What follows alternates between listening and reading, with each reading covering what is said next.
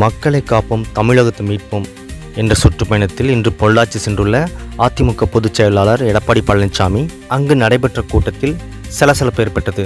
அந்த கூட்டத்தில் பங்கேற்ற விவசாயி ஒருவர் தனது கோரிக்கையை சொல்ல முன்வந்த நிலையில் அவரை பேசிவிடாமல் தடுத்தனர். இதனால் சிறிது சலசலப்பு ஏற்பட்டது. கூட்டம் பதற்றத்துடன் காணப்பட்டது.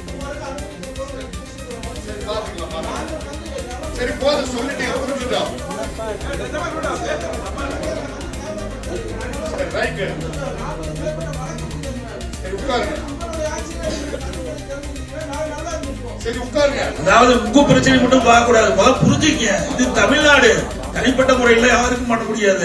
இது ஒரு பொதுவா சொல்றதை கோரிக்கை மட்டும் வைங்க, சொல்றதை கேளுங்க.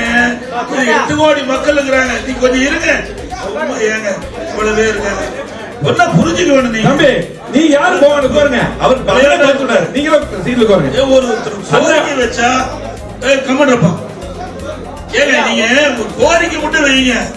அதாவது வந்திருக்கிறாங்க, ஒவ்வொருத்தருக்கும் ஒரு தொழில் பண்றாங்க, பல அமைப்பு இருக்குது, அவருடைய பிரச்சனையை சொல்றாங்க. அது மாதிரி அண்ணன் கல் நலசாமி அண்ணன் வந்து அவருடைய பிரச்சனையை சொல்றாரு. அதோட ரைட்டு, நீ இப்படி இருக்குது அப்படி இருக்குதுன்னா அதெல்லாம் வந்து இந்த பொதுவான இடத்துல நான் பார்க்கணும். இதெல்லாம் பதிவாகும், அதை புரிஞ்சுக்கீங்க. ஒரு இடத்துக்கு ஒரே நிமிஷம் ஒருவர்னா பொதுவா தான், ஒரு முதலமைச்சரோ ஒரு எதிர்க்கட்சியோ பொதுவா தான் பேசுவோம். மக்களுடைய எண்ணங்களையும் பிரதிபலிக்கிற மாதிரி தான் இருக்கணும் ஒழிய உங்களுக்கு கஷ்டம் இருக்கு நாங்க இல்லைன்னு சொல்லல. அதுக்காக மற்றவர்கள் என்ன பாதிக்கிறாங்களோ அதையும் பார்க்கணும். ஆக ஒரு தீர்வு காண்கிறது அனைவருடைய மனசும் புண்படாத அளவுக்கு தீர்வு காணணும். அதுதான் ஒரு அரசாங்கம். அதனால உங்களுடைய கருத்தை சொல்லுங்க, அதோட நிறுத்திங்க.